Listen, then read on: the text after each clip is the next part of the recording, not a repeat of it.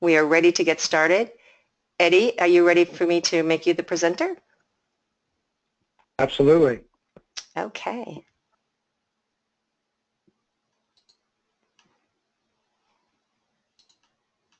Here you go, sir.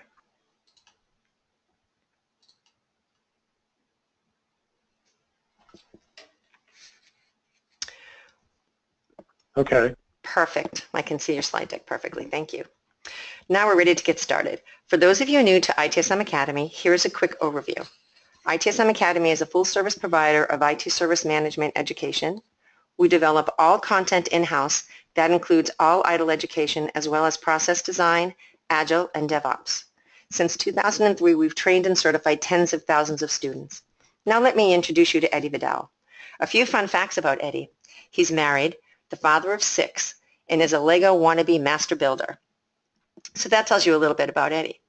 He's also an independent consultant for EJV Corp, having just finished a consulting engagement for Scripps Health in San Diego. He is presently on a consulting engagement with the Memorial Healthcare System here in South Florida. Eddie is an international keynote speaker, an ITSMF podcast producer and jockey, and a 2014 ITSMF President's Award winner. Eddie has a lot of experience with HDI, including roles as founder and president emeritus in the South Florida HDI chapter, current member of the HDI Strategic Advisory Board at Fusion, an HDI conference track chair, and in 2016 an HDI Hall of Fame inaugural class inductee. Eddie is also published in HDI Support Work magazine. Good morning, Eddie. Hey, good morning, Karen. How you doing? I'm great, thank you, and thank you so much for joining us today. I'm honored for you all to ask me to present here, and hopefully by the end of this session, people will have information that they can take back to their organization and implement it, and hopefully we'll get a lot of Q&A so that we can have some great dialogue at the end. Yes, I'm hoping for that as well. That'll be great. So don't forget to chat in your questions. So take it away, Eddie. All right. It's all yours. Thank you, Karen, and thanks ITSM Academy for having me do this. It's been probably about 1.5 years or almost 2 years since I last joined you all. So I want to talk about the single point of contact, this journey that we had while I was at the University of Miami. And it's really interesting, Karen, like when you introduced me, and now I've been to 2 organizations since then, and not really a lot of differences. Every organization has their issues, and granted, I am not putting together a single point of contact, but a lot of the same issues are happening, and I'll probably share a little bit of that throughout my presentation. So to get started, I always wind up putting a picture of my family. I try to find a way to incorporate them in some way, shape, or form. Like Karen said, I'm a father of 6 kids. We have a blended family, and it's like a virtual team. You can't get everybody in the picture at the same time. And that's no different from your service desk organizations. If you decide to go into a single point of contact, it doesn't mean that they all have to be in one location, but you want a channel of entry for all your user base, and you want to be able to do that. And same with my family and my kids. I try to share with them the same values, and we try to have our dinners together, but I don't really have a good analogy in this presentation, but I always want to be able to show my family while I present. It tells you a little bit about who you are. So what is it that we're going to talk about? I hope that when we're done with this presentation, you're going to be able to understand the road that we traveled. You're going to understand what we did. It's not about IT, and it's not about how we think things are going to be better. It's that whatever changes you decide to do, what value are you adding to your customer, to your organization, and to your team? In the last 2 engagements that I've worked at, I'm helping implement ServiceNow. And it's a tool, and the thing is, your end user and your customer base really don't care how you go about it or what tool you use. At the end of the day, they want to know, well, what is it going to do to them? How is it going to make their life better? And so with this road that we've traveled, we always have to have that in the back of our mind. I'll share with you about some wins, some milestones, also some celebrations, and of course, I don't know about anyone listening on this call, but I've learned more from my mistakes than I have from my successes, and we had a couple bumps on the road. When I do this presentation, I've done it in person, and I ask a couple of these questions. Hopefully, you're on this webinar because you've maybe done something similar, or you've gone through something similar, and maybe you're going to learn how we did it. You're thinking about doing the same thing. Maybe you are a service desk manager, and if none of those three apply, then my question to you is, why are you here? But hopefully, you'll still get something out of it. Another reason why I decided to share and do this is because I gained so much from hearing other individuals and other people that have implemented things in their organization. I learned so much because I can bring that back and implement it where I'm at. The thing about when I talked about the value to the customer, some of the other things that we brought, we showed better service times, better answer times. We need to understand as a service desk, and maybe I'll get an argument for those that manage desktop support, but I feel that the service desk is the face of IT. And the success that the service desk provides makes the entire IT organization look good. Some of the things that we also were able to win from this is that the knowledge within the team grew because we had to train them and do some cross-training, which I'll talk about. People had to adapt to changes. We had some career opportunities and some more exposure for individuals. And the way that we look at it is little wins or little changes were wins. So no matter what we did, we tried to celebrate along the way. So this is our journey. We talked about combining several service desks into one. We had several. We had clinical support, which was located at a medical campus. We had academic support, and we had technical support. At the time, we were only a 9-to-5 shop, but we moved to a 24/7 shop. And think about this. When you support academic institutions in higher ed, you have a lot of students. And a lot of times they're calling after hours, and before that academic support desk closed at 6 o'clock, so they really had nowhere to go to. So now we had students that were international, students that were working at night, or those that wanted to get on their Xbox and the network calling us, and we were able to provide support to them. I also mentioned that we were able to create career paths for all team members. We were able to utilize and cross-train many of our team members. So some of them came into this change only knowing academic support. We were able to help them, or it really helped us in the organization by cross-training them and having them learn about the clinical applications and be able to support our hospital. We were able to lower abandon rate with ACD call menu changes, which allowed us to increase our service level. And what was really interesting about the call menu that we created is we were able to create scalability to roll out large projects like Workday, which is a human capital management system. Just to show you the number of customers that we had or the number of users that we supported, we had about 14,000 faculty, admin, and staff, 16,000 students, and about 171 alumni. This is no different than some of the organizations that I'm currently helping right now, and they've all been in the 10 to 15,000 employee range. So this road that we took, I think, will help for large organizations, and I'm sure they would help for smaller organizations too. So what we have here is this. I call this the BS model, and the BS model is before single point of contact. And if you see, everything is very distributed. And so when we started, the way that we had it is, I talked about the academic, clinical, and technical support. These are the number of individuals that we had on our team. We had 6 academic resources, 10, and 4 clinical. But it wasn't just a service desk answering calls. We also had system admins, we had a tier 2 support, and ultimately we had the data center come in. And I'm going to talk a little bit about how the data center came to play, whether they were to help us, whether they were able to help us or not. So the thing about doing this journey, there's a lot of moving pieces, and I like to use the Lego analogy. So the way that we did this is we eventually migrated and had everybody in one location, but before that we had people in 2 different locations, and we were growing because new projects were coming on board. We were moving from two active directories, we were moving or merging into one. We were merging Exchange to one server, and then we were moving to the cloud. And so what happened is we were bringing in contractors along the way, and we actually ran out of space at the medical campus. So what we did is we decided that we needed to move some people over to the academic side, which was at the Coral Gables campus, and that was eventually where we were going to be all located.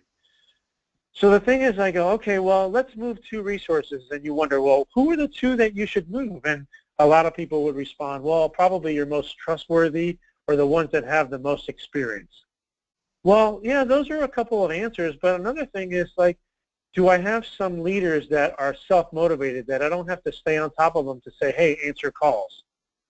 Or were they individuals that had respect within our organization, and they were the most senior individuals, and I was sorry to see them leave over there? But the thing is, those were the individuals that can adapt to change even easier than others. So that was very important that I decided, well, look, let me finally pick 2 individuals that can adapt to that. What was interesting is when we moved those individuals over there, we were still having different call menus, and we would eventually put the call menu together. And you may ask, well, was working remotely an option too? Can we have some people working from home and being some virtual agents? Unfortunately, in that environment that I was in, that was not an option. And it depends on your organization and your culture. In my current organization here at Memorial Health, they have some virtual agents. But for a lot of locations, they're not really ready for that, or they haven't tried that. So what would happen is that we had these 2 individuals over there at the academic side, and the academic individuals were getting these technical support calls. And what would happen is that they couldn't handle that call, and they would say, well, you need to call back this number or transfer it to another number. And I'm thinking to myself, well, what doesn't make sense there? I go, you have 2 individuals from this team that you can just walk over to and ask them these questions and start learning and start doing some cross-training. So it was an education, or it was sort of like you had to knock them over the head to say, hey, listen, start thinking outside of your 4 walls. Start thinking about the bigger picture. You have individuals there on that team that can help you. We did this 24/7 support in July of 2014, and previous to that, the data center had tried to, the data center individual or that team joined our organization under the service desk. And so going to that 24/7 support model, you're thinking, oh, there's a few individuals there that may be able to help us answer those calls at night and on weekends. Well, I don't know about you. In previous organizations that I've been at, those individuals have probably been in those positions 10, 15, 20 years. And now I'm making a generalization here, and I'm just speaking from experience. The team members that we had there did not professionally develop themselves. They did not keep growing their careers. So when we tried to have them help us with troubleshooting technical support issues, it didn't work out. When we tried to have them help us with password resets and things like that, that was a little bit helpful, but not much. So we realized that, hey, this wasn't going to work. So we went sort of to Plan B. Plan B was, okay, how many people do we need to hire? Where do we start? What type of skill set are we going to have? It's very difficult to find somebody that has a skill set for everything that we were looking for, academic, clinical, and technical support. Don't get me wrong, they're out there, but it's not like they're a dime a dozen. So what was interesting is, and what I've really learned about this throughout my professional career and being very involved with HDI and ITSMF and a couple other organizations out there, is that I reached out to individuals and say, hey, have you done this before? And maybe 1 or 2 people are listening and they're going about the same process and they want to learn how I did it. So I was lucky enough to find someone at a Fusion conference, and they went through the same thing. And I learned on how they created their schedule with their resources and implemented a work-life balance. So that was really, really helpful. We decided to put 3 shifts together, and the way that we did it is we wanted to do that work-life balance, so we made sure that at least they had 1 day off during the week. We did a lot of cross-training. We said, okay, we're going to be doing this physical move. And then what was really interesting along the way is the physical move was going to take place. We knew that, but that was still probably about 12 months away. But we decided to create this 1 call menu tree to combine everything. And my boss at the time said, no, let's not do this. And I thought, you know what, we need to do this. And I put a plan in place, and I'm going to share that. But we did that before. And so talking about that plan, let me just show you a high-level timeline of what we did. As we became one unit in December of 2012, this in February of 2013 is when I moved over to the medical campus. So my role changed within the University of Miami like 3 times. And I started over there in that organization, and I didn't really know anybody. And it was a brand new team that was reporting to me. So I had to adapt, just like I've had in my last several engagements. I've had to adapt to new cultures. I may have a lot of experience and have been successful, but I can't come in there and make these changes right off the bat. I need to understand a little bit about the organization and make some of these changes gradually. As you can tell, not only that, we had the service desk manager at the academic campus retire, and that's when it all started happening. And then the data center team started reporting to the service desk. In July of 2014, that's when we went live with a 24/7 support. We put in the call menu tree, and I'm going to go over that in December of 2014. And we went ahead and did an ERP rollout of Workday in April 2015. And in June of 2015, we were finally in one location. So you asked the question, well, how do we do this? We had to do a lot of cross-training. It's not that easy. And what was really interesting is we had to put something in place. And so when we brought in these 6 people, we had to bring them in place before we actually went 24/7 go live with that call menu tree.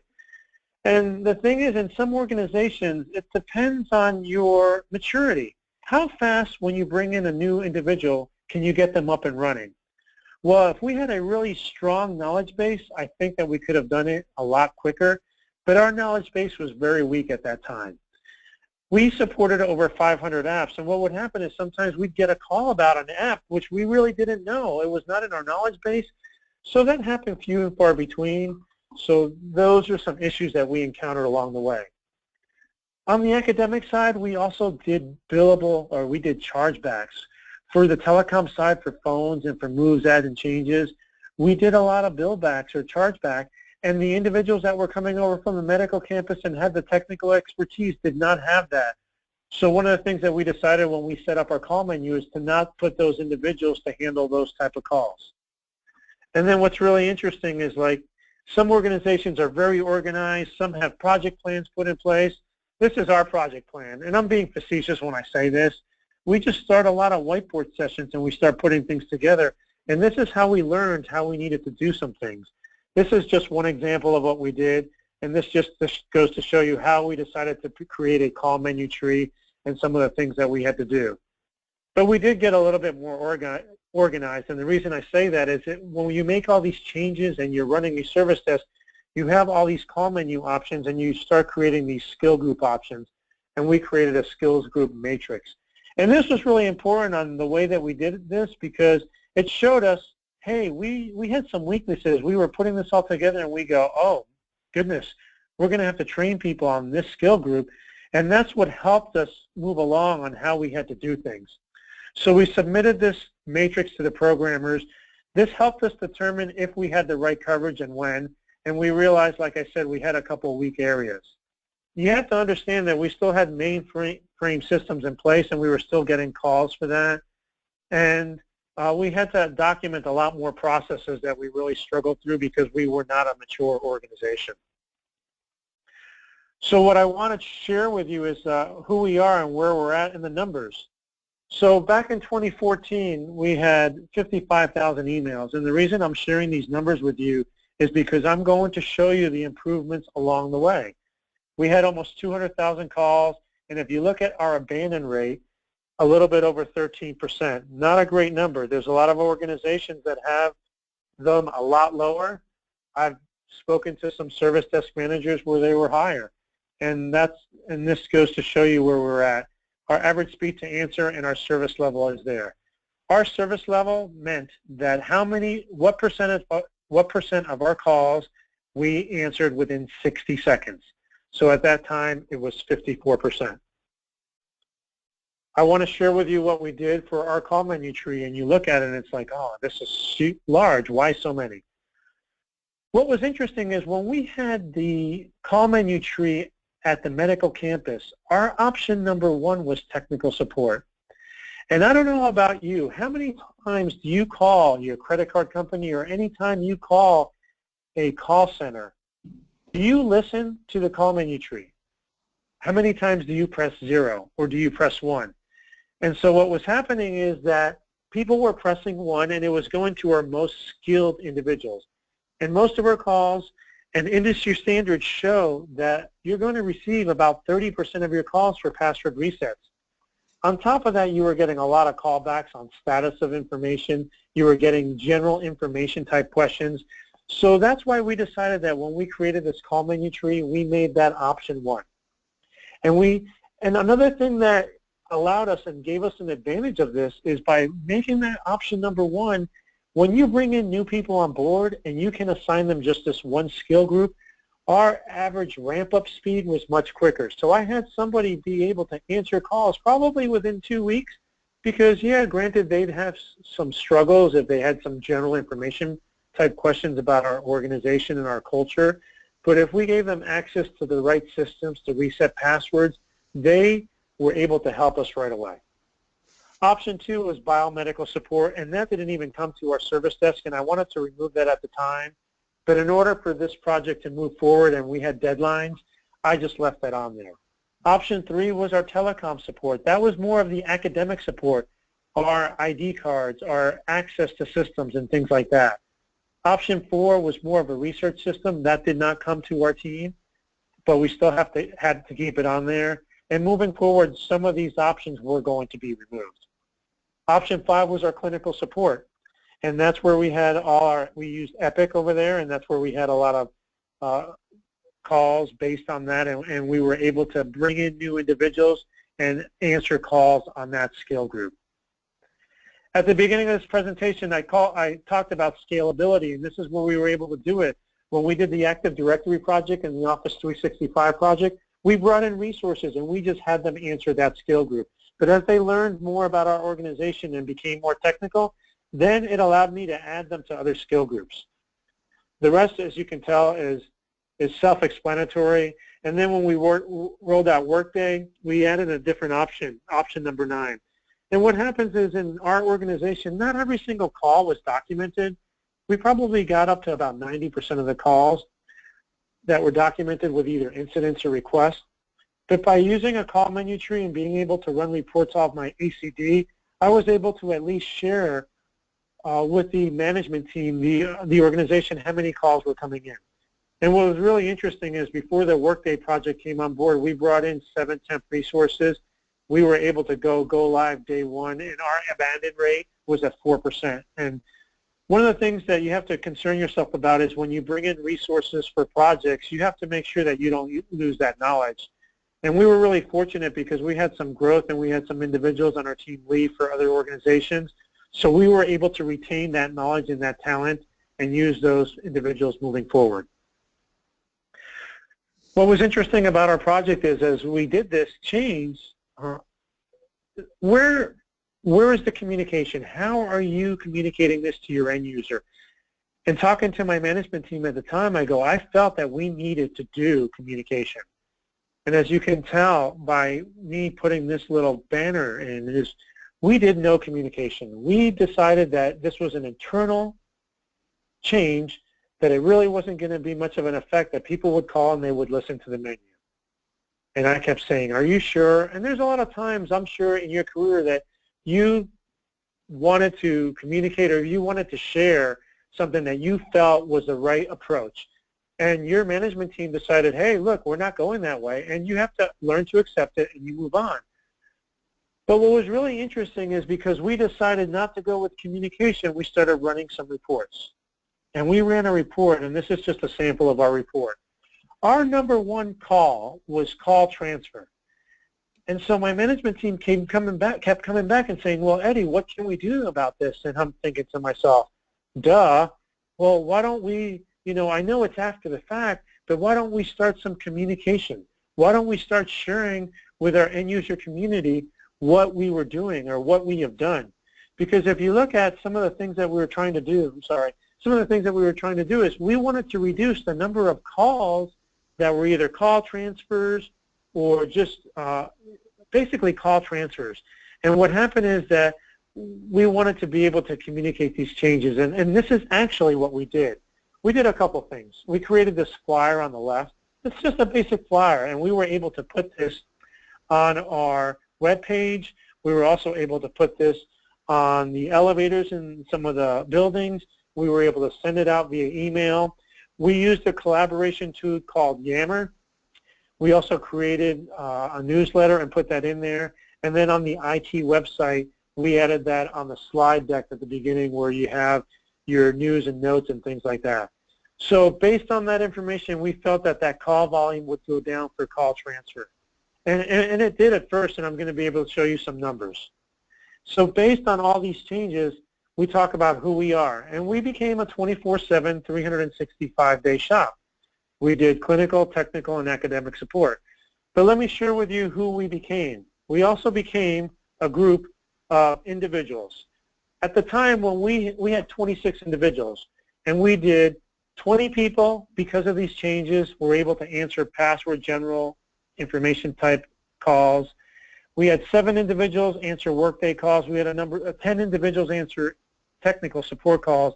And as you can see, what happened is we had 4 individuals for clinical support. So as I keep moving along, I want to share with you some of the numbers and some of the changes that we benefited from doing this. So now because of this change and having the cross-training, having the people hired, we had all 26 individuals at one time be able to answer password and general information type questions. Keep in mind, we had a call center or a call skill type application. We used Exony and we used the Cisco voice over IP. And unfortunately at the time it was manual. So when we had certain skill groups had a lot of calls on hold or long answer times, we manually were able to change individuals. And that just helped us handle that skill group. If you also notice, we were able to bring everybody on board to do workday support. We had people come in on the weekends for some cross-training or some training from the training team. We were able to increase the number of individuals on each of these skill groups for not only the technical skill group, project, academic, and clinical. So it helped us be able to do all this. So these are some added benefits that we were able to gain. And at the end of the day, like I started at the beginning of the presentation, this was the value that we were adding to our customers. Let's look at some other numbers. Look at the numbers that we did for emails. Our numbers for emails and our calls went up year over year. Our call answers also went up. But look at the number of abandoned calls. It went down. Look at our abandon rate. It went down 11.2% to 11.2%. Our average speed to answer went down, and our service level went up. So based on all these changes with the call menu tree, based on the cross-training, based on doing all those little changes that we did, we were able to improve the numbers and show value to our end user community. Then here it is based on percentages of changes. And you know what? If you look at the abandon rate going down from 13 to 11, it may not seem like much, but that's almost a 16% improvement. And if you look at our average speed to answer, that was a 22% improvement. And then I didn't have this on the previous slide, but our first call resolution also went up because we did a lot of these changes, and I felt that it was effective. And our first call resolution went up by 5%. So when I talk about numbers, this is value that you can show your senior management. This is value that you can show in numbers to your end users. Some of the values that we talked about also is career path. So what I was able to do is, like I mentioned before, some of the skill groups had a lot of calls on hold. We were able to change individuals on the fly. We were able to have new employees contribute at a much faster rate than before. We were able to scale for some of these projects, and it allowed us to continue growing and bring in new projects on board. And it helped us that we were able to bring in temporary resources. And we were also able to move individuals to other shifts. What's really interesting is when we had the third shift team, we had one individual that left the organization, and we had another individual that was going on vacation. And it's not like you can tell them, no, I'm sorry, you can't go on vacation. But what really ended up happening is I had an individual there who wanted to learn more about clinical support, and little by little he started learning the skill set. And when I was going to have no coverage on third shift, I reached out to him and I say, hey, listen, would you like to cover third shift for a week while this guy is on vacation? Because everybody wants to be able to work third shift because it was a little bit of extra money. But the reason I gave this individual the ability to do that is, well, number one, of course, he liked the money and he needed the money because his wife was pregnant with triplets. But I told him, I go, the reason I'm giving this to you is because you reached out and you were committed and you wanted to learn more and you took the action and initiative to do that. So I was able to bring that person and help us with third shift while I needed some coverage. So those are the things that I talked about there. One of the other advantages of us going to a single point of contact in one location is we were able to have team meetings. And it was difficult before, and you really can't have a team meeting all at once if you run a service desk because you can't pull everybody off the phone. But we were able to have meetings on the same day. We'd have one in the morning and one in the afternoon. But what was also great is that we were able to bring in some guest speakers. We brought in the CIO. We would bring in the chief security officer.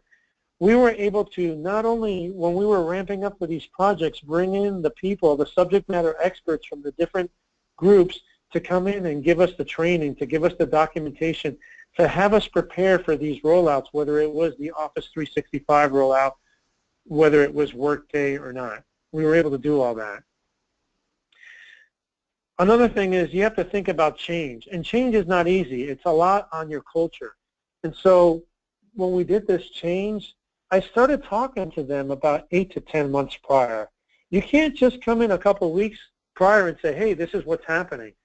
I would ask these questions. Well, now that the IT departments have merged, what do you think is going to happen? Do you think it would make sense that we would combine our service desks? And you'd get some responses. And little by little, I would discuss these things at all these meetings because I was preparing them.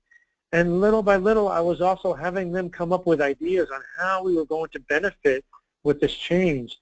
And it wasn't a one-way street. It wasn't management coming in and saying, hey, this is the way it's going to go. It was a collaborative effort. And when you make change and you have them participate in the change, you get easier buy-in. And to be honest with you, when we put these two teams together, the cultural and the way that they work was very, very different. But it also helped that we were able to bring people in a little bit earlier and have them adapt to those changes and have them become part of that culture. This is just goes to show you the number of projects that we were working on at the time. And just this is like any organization. You're working on 1,000,001 things, but we did several things. Like I said, we did Active Directory, and then we rolled out to Office 365. We were doing an identity management, single sign-on and dual authentication. We were using Oracle Identity Management for that. We did Workday, and then the last thing that we were going to be doing before I left there is we were moving everything to the cloud for storage. So and the thing about that, I think that was going to cause a lot of calls because it's a different way of doing business for them. They were used to using shared drives. They were used to using SharePoint, and we were going to allow different cloud services based on whether you were a student, you were faculty, or you were staff. So that was going to be very interesting going forward. Some of the tools that we use, just to let you know, we use ServiceNow as our incident management tool. We use Cisco, Voice over IP, or IPCC. We were using the knowledge base in SharePoint at the time. It was going to move to ServiceNow. Some of the training that we had to do to get up to speed, I talked a little bit about that. We did that Saturday session for Workday because that was a several hour, that was a half-day training. So we paid some overtime and we brought in some lunch for the team. We also had those guest speakers. We did lynda.com. We used Skillsport as a tool. As we continued growing, there was individuals on our team that were becoming HDI Support Center Analyst certified. So that really, really helped us. And we started developing an internal wiki board on our knowledge base, and we had people collaborate, and the team started submitting knowledge-based documents which would help us grow and become more knowledgeable. I had more engagement and more participation by the team. The other thing that's really interesting is you start looking at call volume and you start making some changes, And what I find interesting is not only did I do this at the University of Miami, but when I started working at Scripps Health, they had issues with their abandon rate. And what I noticed is that their call volume was really high, just like in most organizations on Monday. But what was interesting is most of the people that they had off on their schedule was on a Monday too. And most of our call volume came in between 8 and 10 in the morning, and they didn't have enough coverage during that time, so we started moving people around. And to me, this is basic management of a help desk organization, is you have to look at where your volume is, and you have to move around your people to match that. And so I have a couple idle certifications and things like that, but when I shared this with a management team and I shared this with an idle expert, he goes, well, Eddie, you just did demand management and capacity management. And I go, really? Oh, that's great. And sometimes it's not about the titles and the name of the processes, is you're actually doing the processes, and maybe you're calling them something different in your organization. And if you're working in a lean or an agile environment, I know that you use the word Scrum. Well, in my organization and some of the things that I did for this team, I just call them daily huddles. So whatever terminology you're using and whatever you're doing, it's a lot of the same basic best practices and guidelines that you have out there. This is just another screen to show you. If you start putting a picture to what you're trying to explain to your team and you show them where your call volume is based on a picture, they're more apt to understand and be able to adapt to the changes. And a lot of times during the meetings when they saw this, they go, oh, that makes sense. Maybe we need to put more people during those times. And that's how I was able to achieve, I think, faster buy-in. Some of the goals you ask, well, how does this team work, and what are the goals that you have for an organization? And I'm always using this principle about keeping it simple. It's like you don't want to overwhelm people with reports and numbers. It's like, well, how much do you need just to be able to meet your goals and to know that you're making a difference and you're adding value to the customer? So we had 5 basic goals.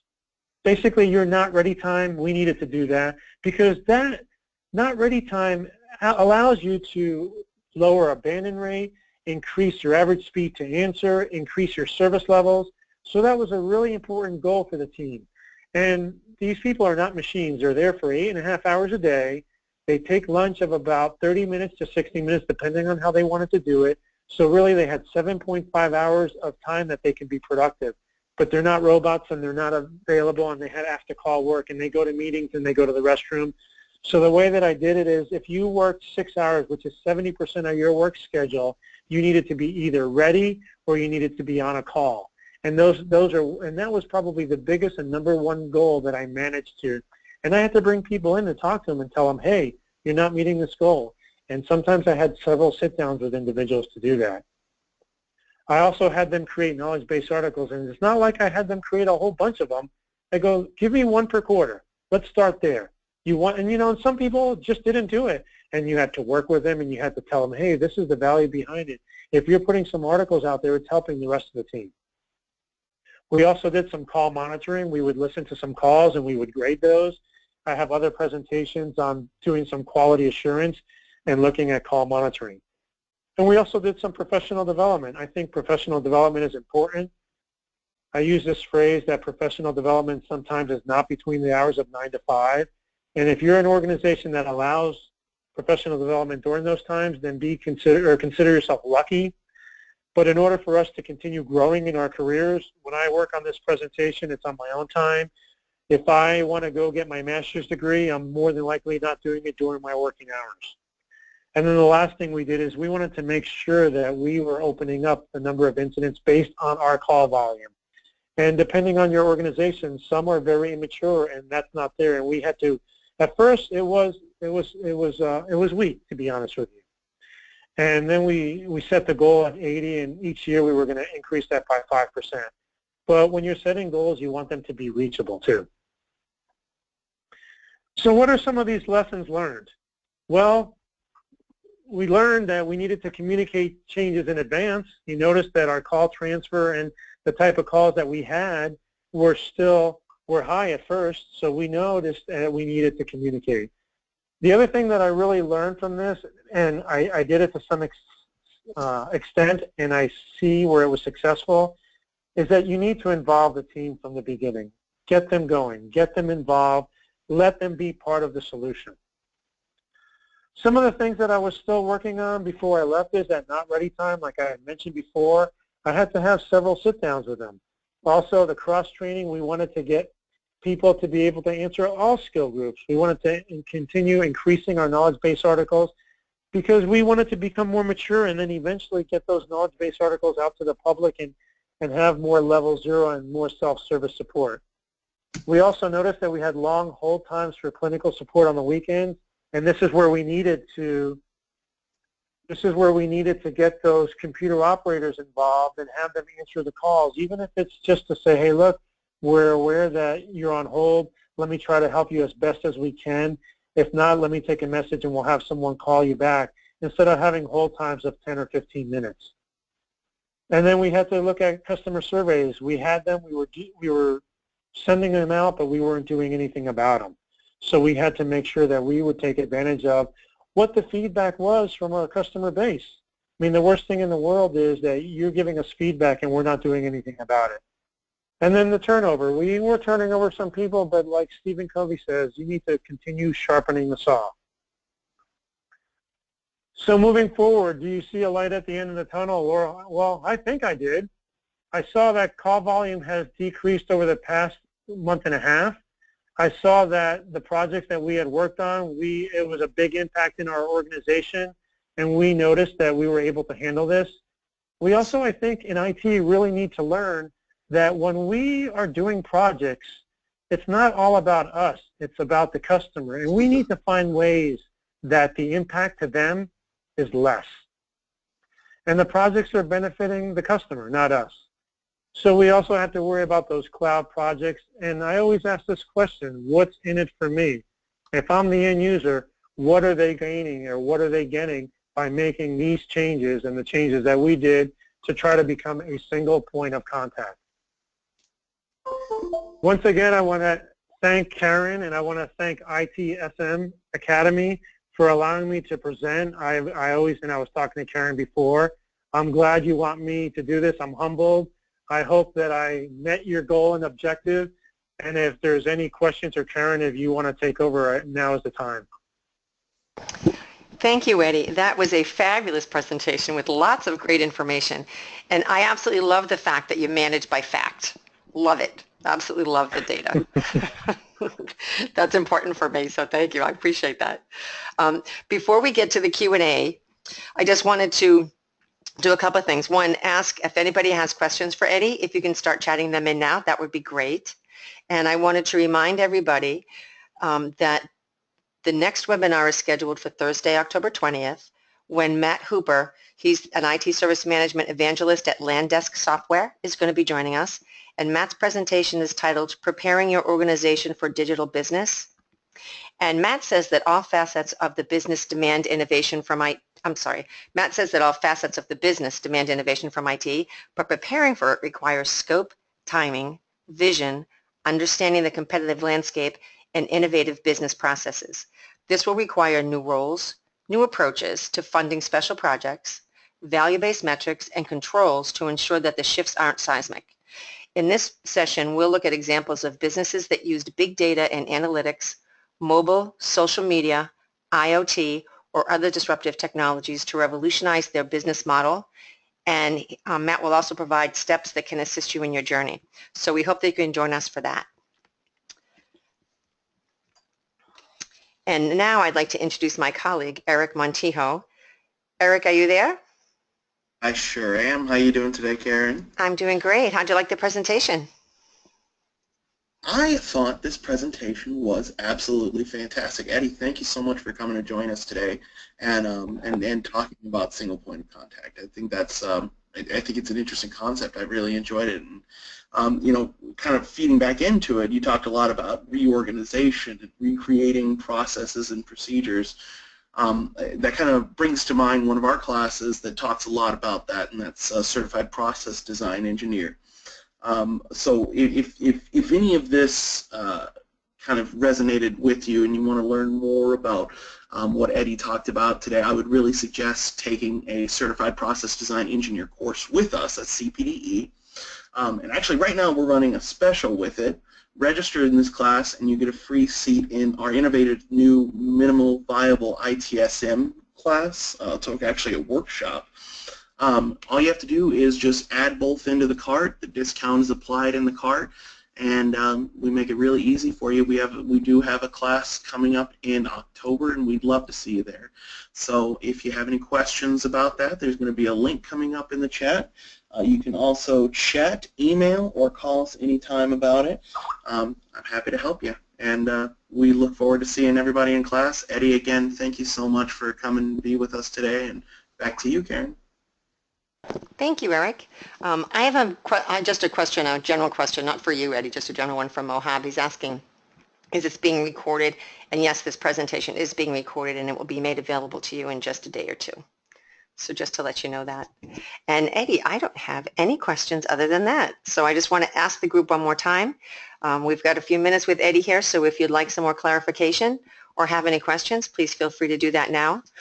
And I wanted to remind you that we will continue to bring you practitioner presentations discussing Agile and IT service management, implementation experiences, and your challenges. So people want to hear, you want to hear and learn from the practitioner experiences yourself.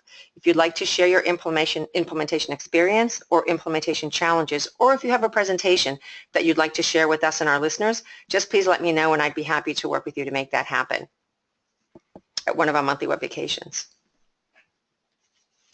And I've got a lot of accolades for you. Great presentation, thank you so much, and most informative. Lots of information we can use. So well, it's all about sharing. I mean, I'm humbled to hear that, and sometimes I think, oh, am I making any sense, or is this adding any value? But at the end of the day, all I did is share my story, and a lot of people can do the same thing, and we learn from each other. Right, because you told us about your successes, and also you told us about areas that weren't as successful or that you thought could have been more successful. And it's really always a give and take, isn't it? Oh, yeah, if we knew it all, we wouldn't be here, would we? Right? No, we would not be here. That's right. Now, Joyce has a question for you. When you moved service desks together, were they all using the same model beforehand and the same tools? Well, I'm going to answer the second part of tools. Yes, model, if she can be a little bit more specific. But basically, I mean, there was different cultures, and they had different processes, and they supported different customers. But when it came to all the tools, whether it was the phone system, the ITSM tool, and the knowledge base, yes, it was all the same tool. Okay, and Joyce, thank you, Eddie. And Joyce qualified the model beforehand, and she's saying, did you use the same metrics, same reporting structures for model? Well, they probably had a couple of different metrics that they would share with their management team, though it wasn't something that was out of the ordinary, because what was interesting on the academic side, they did more service requests or request fulfillment versus the medical side. So they were reporting on that, but when we merged all together, then we just incorporated it and created one dashboard for everything. So maybe there were a couple minor tweaks, but nothing major. Oh, wow, that's interesting.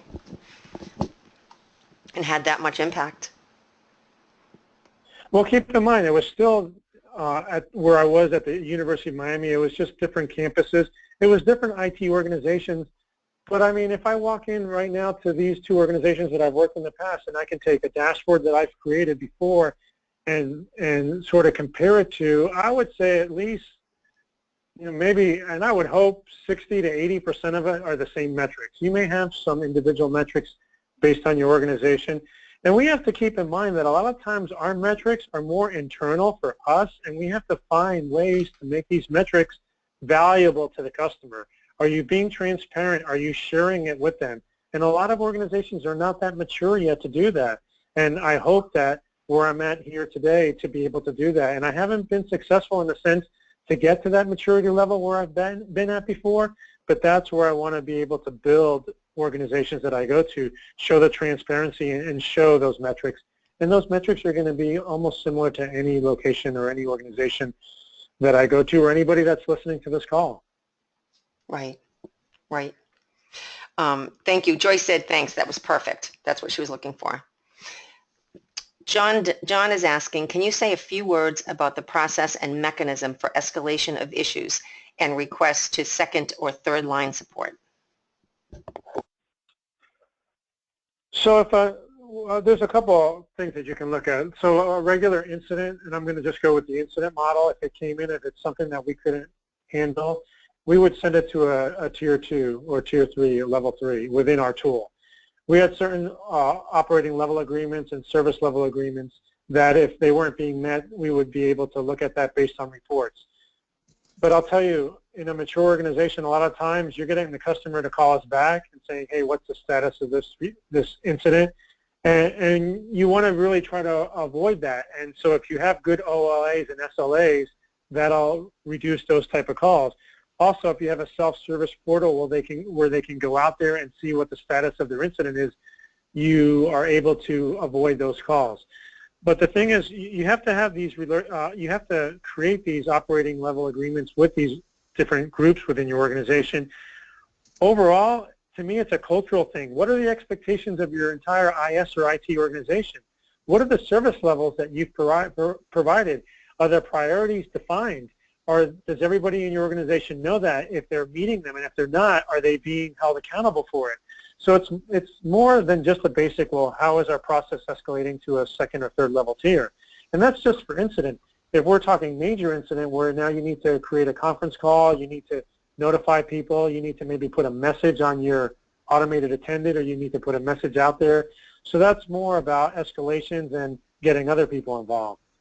But at the end of the day, I think a lot of it is based on what's the culture that you have in your organization and what are the expectations, and are you being held accountable? Because you can run reports till you're blue in the face and they're just showing up in red, but if you're not doing or managing to them and doing your continual service improvement, you're really not moving forward.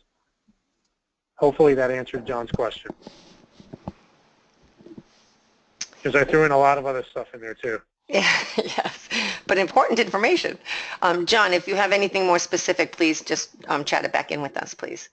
I've got a couple more questions for you. Lisa wants to know if you'd like to share the HDI podcast information with us, and she can chat that out to the listeners. Oh, you mean the ITSMF stuff? Yes. I can send it at Lisa Schwartz or anybody. If you reach out to me, my email's on this one, and I'll go ahead and share those links. I don't have like a website. I have a lot of them on Bright Talk, and a lot of them are on Apple iTunes. So basically, I'm a little bit disorganized in that. It's all over the place, but I can send links out. Well, you know what we'll do, Eddie, is we'll put them on the bottom of the Q&A report, so that when everybody gets the Q&A report, they'll all get it. Everybody that's here today will be able to have that information. So thank you for that. And Gloria wanted me to tell you that she thought it was an excellent presentation, and she thought your materials were excellent as well. And I think that has a lot to do with those metrics that you were using there. Tell Gloria the check is in the mail. You heard it, Gloria. Thank you. And Adam has a question. He said, how would you recommend seating arrangements among the different tier members? Is that important? Yeah, no, that's a really good question. It was interesting. Oh, that's a good question. So I was at Scripps, and they were moving to a new location. And like I mentioned before, you want them to help you make decisions. So we allowed them to choose the kind of desks that they wanted and the layout that they wanted. And they came back with the old cubicles all in a row versus these collaborative cubicles now that you have in pods. They're in like pods of anywhere from 4 to 6 individuals. So that's what we did at the University of Miami. And at Scripps, when we were going to move to the new location, we went back and we overruled the team and said, hey, look, we took all your suggestions into consideration, but we're going with a pod environment because we feel that it adds to collaboration. And so to answer his question is, yeah, we put together the people that were doing most of the academic support in one area. We had anybody that was working on tier 2 or were system admins, they sat together. So we grouped them together, and that worked for us. It may not work for you, but if you have that cubicle environment, that's harder to do. If you had that pod desk environment, that's a great thing to do, and I highly encourage and recommend it. Thank you, Eddie. Let me ask you, when you overruled the team, how did they react to that? Well, you don't want, if you have kids, you don't want to say just because, or because I said so. I shared with them, at the beginning, I go, just keep in mind, these are recommendations and suggestions by you all. And more than likely, if it makes sense, we're going to go with what you said. But if not, you have to come back and explain to them why. And the thing is, the first time they came back with that, and then I shared information with them, I showed them diagrams, I gave them some analysis. I also asked them, did you guys at least do any research? Did you go and talk to any other organizations? Did you do and look online? And they said no. And I go, well, here's some material. They went back, they looked at it, they digested it, and they still came back and said no. And I was trying to push them towards that answer. And then at the end I said, look, I'm looking at you. When I sit in your area, I don't see collaboration. I don't see people getting up and talking to each other. Granted, you may use Microsoft Link or Communicator or whatever instant messaging tool or collaborative tool you use, you can talk to them.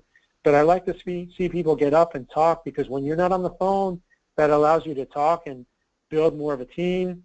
You may want to get up and talk to somebody else to get some more help. So I shared all those examples with them, and I think there was acceptance. But you have to understand, in that culture where I was at, there was a lot of individuals on that team that had been there for several years. And I think that they sort of overruled the younger generation. But at the end, in my opinion, they accepted our decision. Okay, good. Well, I think it was helpful that you gave them information to go and look, since they hadn't done any research on their own.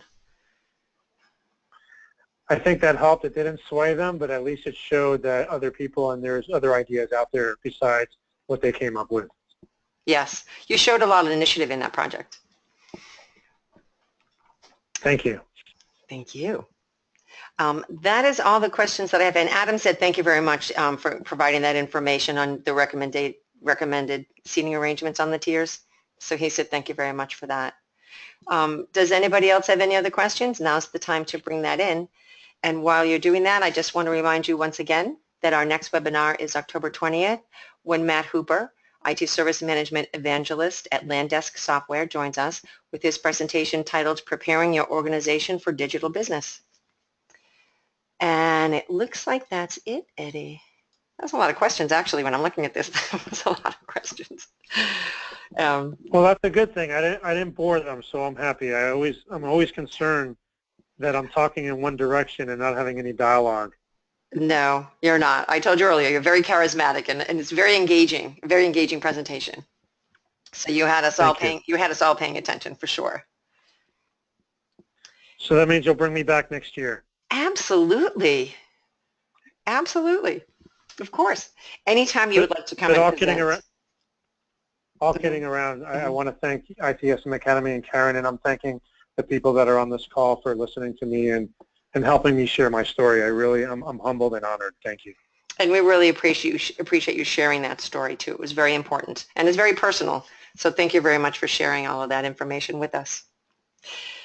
Now what we're going to do is we're going to send an invitation to everybody for the next webinar, and we look forward to you having us join us then. And as you log out, please take a minute to complete the post-webinar survey, because that gives you the opportunity to request any webinar topics that you'd like to see presented in the future. And we do use that list when we're looking for topics for you. So that's very important for us. So please take a minute to do that.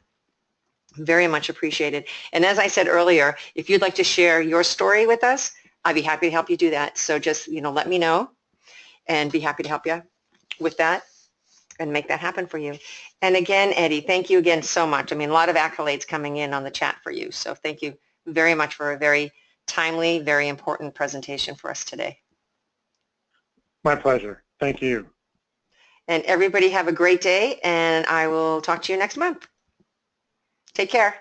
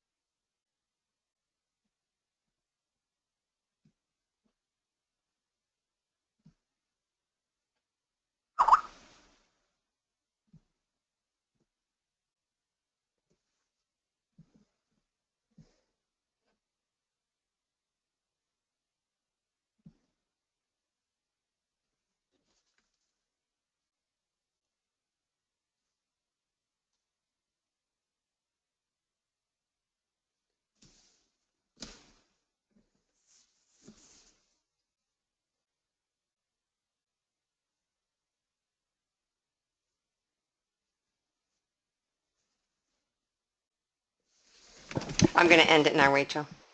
Okay. Take care. Thanks a lot for your help. No problem.